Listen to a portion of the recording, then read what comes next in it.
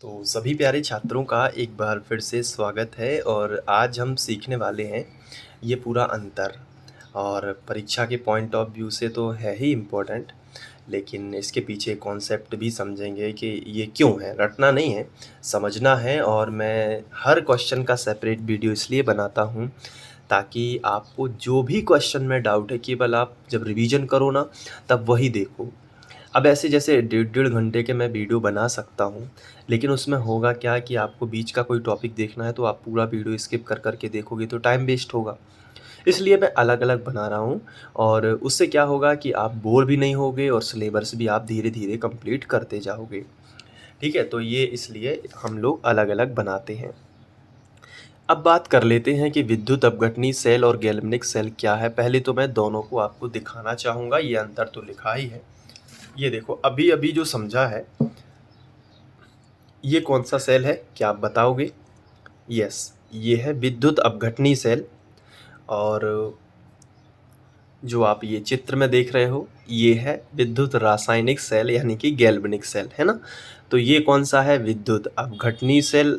और ये है गैल्वेनिक सेल। अब आपको फटाफट अंतर याद होंगे और इतनी जल्दी अंतर याद होंगे कि आप सोच भी नहीं सकते, बस ध्यान से देखते रहो। पहला तो देखो, इसमें पात्र कितने हैं। आप कहोगे सर इसमें एक पात्र है और इसमें दो पात्र हैं। बिल्कुल सही है। एक तो अंतर यही हो गया, एक तो अंतर यही हो गया कि इसमें एक पात्र होता है और इसमें दो पात्र होते हैं। देखो बिल्कुल मन से लिख लोगे अभी आप, अगर अच्छे से समझ लोगे तो, है ना। इसमें एक पात्र होता है, इसमें दो पात्र होते हैं।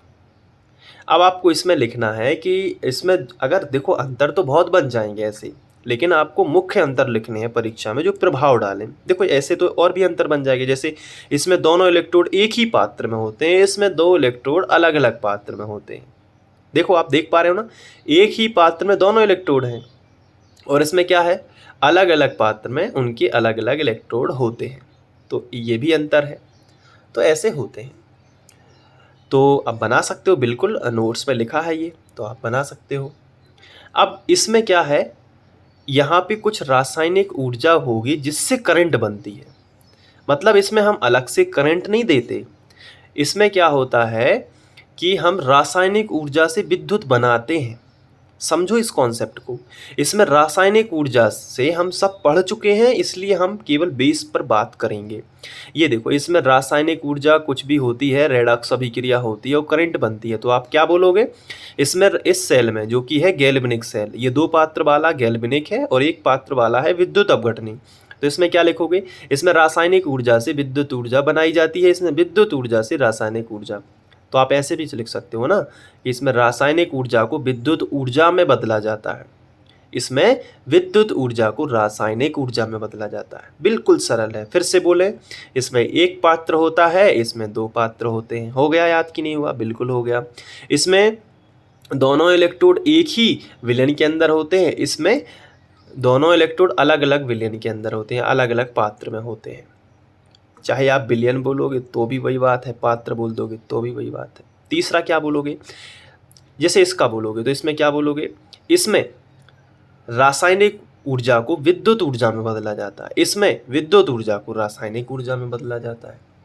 अब देखो इसमें क्या होता है, इसमें जो है अगर हम बात करें तो इसमें और इसमें अंतर है। जैसे गैल्वेनिक सेल की जब हमने शुरू में स्टोरी पढ़ी थी तो हमें पता है कि इसमें क्रिया अपने आप ही होने लगती है।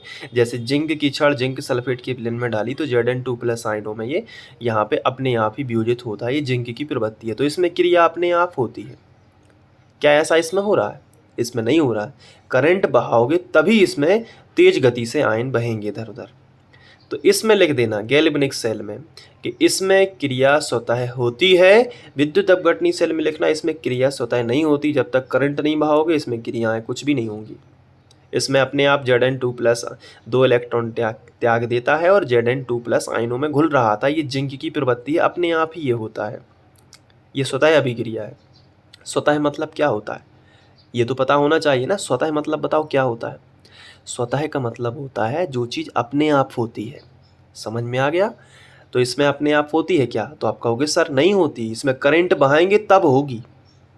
और इसमें सर होती है, जिंक की प्रवृत्ति है कि ये दो इलेक्ट्रॉन त्यागेगा और Zn2+ आयन बनाएगा। आया समझ में?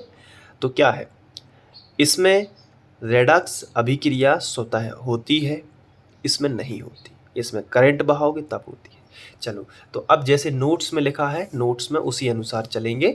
तो देखो पहले हमने क्या कर लिया, हमारे नोट्स में विद्युत अपघटनी सेल पहले है, गैल्वेनिक सेल बाद में लिखा है। मैं आपको अंतर दिखा देता हूँ, फिर हम अंतर याद करेंगे। ये देखो, विद्युत अपघटनी सेल पहले है, गैल्वेनिक सेल बाद में है। तो ये देखो, ये विद्युत अपघटनी सेल पहले रख लिया, गैल्वेनिक सेल बाद में रख लिया। अब बिल्कुल मन से बोलो अंतर एक एक, वीडियो को पॉज करके अंतर बोलना शुरू करो, फिर मैं बोलता हूँ। चलो मैं बोल देता हूँ। इस सेल में एक पात्र होता है, इस सेल में दो पात्र होते हैं। पहला अंतर याद हुआ? बिल्कुल होगा, अगर हो गया तो कमेंट में बता दो पहला अंतर। दूसरा देखो, इस सेल में दोनों इलेक्ट्रोड एक ही पात्र में होते हैं। इसमें लिखो, इसमें दोनों इलेक्ट्रोड अलग अलग पात्र में होते हैं। दूसरा अंतर भी याद हो गया। तीसरा अंतर याद करेंगे, इसमें विद्युत ऊर्जा को रासायनिक ऊर्जा में बदला जाता है। इसमें रासायनिक ऊर्जा को विद्युत ऊर्जा में बदला जाता है। बिल्कुल याद हुआ? बिल्कुल हो गया। इसमें रेडॉक्स अभिक्रिया या यह क्रिया स्वतः नहीं होती, क्योंकि करंट दोगे तभी होगी। इसमें लिखना, इसमें जो है क्रिया स्वतः होती है। अब इसमें क्या होता है, इसमें एनोड जो होता है वो धनात्मक होता है और कैथोड जो होता है वो ऋणात्मक होता है। देखो माइनस से जुड़ा है तो ऋणात्मक होगा कि नहीं? होगा कि नहीं? तो कैथोड इसमें ऋणात्मक है और एनोड इसमें धनात्मक है। बहुत ही सरल है। इसमें देखो, एनोड जो देखोगे तो एनोड इस बार क्या हो गया, ऋणात्मक, क्योंकि इसमें इलेक्ट्रॉन जमा होते रहते हैं, तो माइनस होगा कि नहीं? और कैथोड धनात्मक, क्योंकि यहाँ से जो माइनस इलेक्ट्रॉन यहाँ पे आए तो थे, लेकिन यहाँ पे जो है चार्ज, तो इसको पॉजिटिव बनाते रहते हैं, विलयन ऋणात्मक हो जाता है। आपने डेनिन सेल तो पढ़ा है, इसमें उल्टा होता है। तो एक चीज को याद रखो कि कैथोड ऋण में रहता है। इस चीज को बस याद रख लो कि कैथोड ऋणात्मक होता है, तो ऑब्वियस सी बात है कि एनोड धनात्मक होगा। अब जब कैथोड इसमें ऋणात्मक होता है, जब तुम्हें पता है कि कैथोड ऋणात्मक होता है, तो इसमें बोल देना कि कैथोड धनात्मक होता है, तो ऑब्वियस सी बात है कि एनोड ऋणात्मक होगा। मतलब एक चीज को याद रखोगे तो सब चीजें याद होने लगेंगी। ठीक है, ये हो गया। अब देखो अंतर कितना सरल है। देखो बार बार इसलिए बोलता हूँ ताकि आपको वीडियो देखते टाइम ही याद हो जाए, अधिकतर 50% तो कम से कम याद हो जाए, क्योंकि आप वीडियो देख रहे हो, टाइम बर्बाद कर रहे हो देख के। बर्बाद इसलिए क्योंकि कभी कभी क्या होता है, वीडियो लेक्चर देखने के बाद भी अगर आपको कुछ समझ में नहीं आता है, बाद में याद करना ही पड़ा, तो क्या मतलब ऐसे वीडियो देखने का। इससे आपको क्या करना है, टीचर तो अच्छा लगेगा प्रभावी कि चलो उसने बहुत अच्छे से पढ़ा दिया, लेकिन आपको तो कुछ याद नहीं हुआ ना, इसलिए याद भी करना बहुत ज़रूरी है। इसमें एक पात्र होता है, इसमें दो पात्र होते हैं। इसमें दोनों इलेक्ट्रोड एक ही पात्र में होते हैं, इसमें दो इलेक्ट्रोड अलग अलग पात्र में होते हैं। इसमें विद्युत ऊर्जा को रासायनिक ऊर्जा में बदला जाता है, इसमें रासायनिक ऊर्जा को विद्युत ऊर्जा में बदला जाता है। हो गया कि नहीं?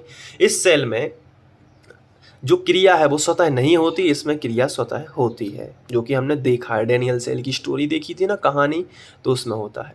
इसमें एनोड धनात्मक और कैथोड ऋणात्मक होता है। इसमें उल्टा बोल देना, एनोड ऋणात्मक और कैथोड धनात्मक होता है। 5-6 अंतर तो यही हो गए यहाँ पे। अब बताओ क्या याद करना है, पूरा समझ में भी तो आ रहा है। अब इसमें देखो, मुक्त ऊर्जा में क्या होती है, वृद्धि, इसमें कमी होती है। देखो कैसे होती है, जब सेल पर बाहर से कार्य होता है तब वृद्धि होती है। इसमें सेल खुद कार्य कर रहा है, कोई बाहर से करंट नहीं दी जा रही है, इसमें ये सेल खुद कार्य करेगा। तो जब सेल खुद कार्य करेगा तो खर्च होगा ना, वो चीज़ ऋणात्मक जाएगी ना, वो चीज़ तो कमी होगी ना, खर्च होगी।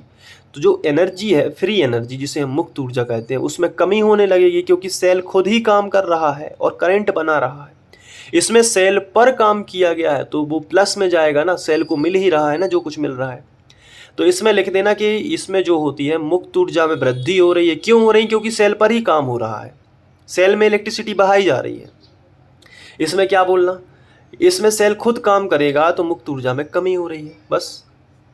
इसमें विद्युत धारा प्रवाहित की जाती है, इसमें विद्युत धारा उत्पन्न होती है। अब आप सारे अंतर पढ़ लो, पूरे के पूरे वही हैं, देख लो आप एक एक करके।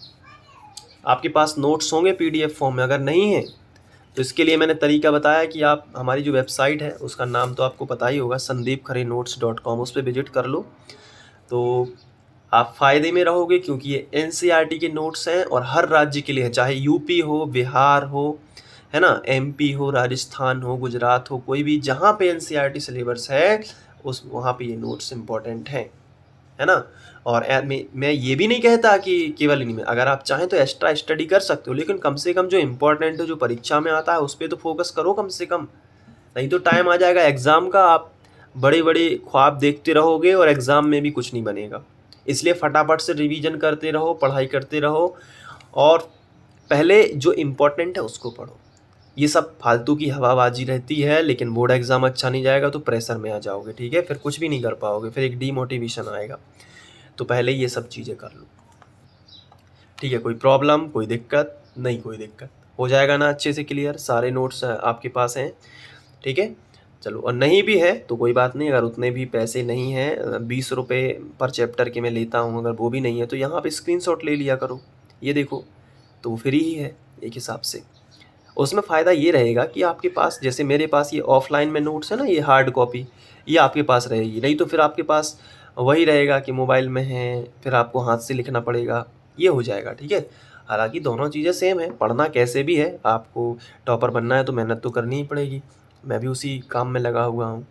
तो एक बार ये सारा सिलेबस जब अपलोड हो जाएगा ना, तो देखना फिर कितना अच्छा रहेगा बच्चों के लिए, काफ़ी हेल्प रहेगी, आपको भी हेल्प होती है तो आप कमेंट में मुझे बता दिया करो कि सर आपसे हेल्प हो रही है। तो उससे क्या होता है, जब मैं कमेंट पढ़ता हूँ ना तो मैं मोटिवेट हो जाता हूँ, फिर मुझे लगता है कि और अच्छे से पढ़ाया जाए, है ना। तो जो छोटी सी मेरी फैमिली है, जो भी है 500-600 बच्चे मुझे देख रहे हैं यदि फ़िलहाल इस टाइम पे, तो उनसे मैं यही कहना चाहूँगा कि रेगुलर वीडियो अपलोड हो रहे हैं, अच्छे से पढ़ाई करो, कोशिश कर रहा हूँ कि सारा सिलेबस जल्दी से हो जाए आप लोगों के लिए। आप भी मेरे लिए दुआ करना कि मैं हमेशा स्वस्थ रहूँ, ठीक है, और कोई भी दिक्कत है तो कमेंट में ज़रूर बता दिया करो। चलिए मिलते हैं नेक्स्ट वीडियो लेक्चर में। अब देखो, मैं थोड़ा सा बताना चाहूँगा, ये फैराडे की जो विद्युत अपघटन के नियम है ना, ये पढ़ने वाले हैं। और हाँ, सारे वीडियो लेक्चर यदि देखना है तो अभी स्क्रीन पर शो हो रही होगी प्लेलिस्ट, तो प्लेलिस्ट पर क्लिक करो, जाओ देखो कितने वीडियो अपलोड हुए हैं, कहाँ से कहाँ तक चल रहे हैं। और इसके पहले के मेन चैनल पर मिल जाएंगे, मेन चैनल का नाम है फ्री ऑनलाइन कोचिंग, वहाँ पे 1 मिलियन प्लस सब्सक्राइबर हैं। वहाँ पे आप जाके देखोगे तो अध्याय 1 के सारे, अध्याय 1 आपको वहीं पे मिलेगा। मैंने सेकंड चैनल पर इसलिए क्योंकि 10th के बच्चे डिस्टर्ब ना हो, इसलिए यहाँ पे अलग से ही आप लोगों के लिए बना दिया, आप भी डिस्टर्ब नहीं होंगे, वो भी नहीं होंगे, ठीक है। और कोशिश जारी है, जज्बा है पढ़ाने का, पढ़ा रहे हैं, बस आप लोग सपोर्ट करिएगा। मिलते हैं नेक्स्ट वीडियो लेक्चर में फैराडे के नियम के साथ में। Thank you.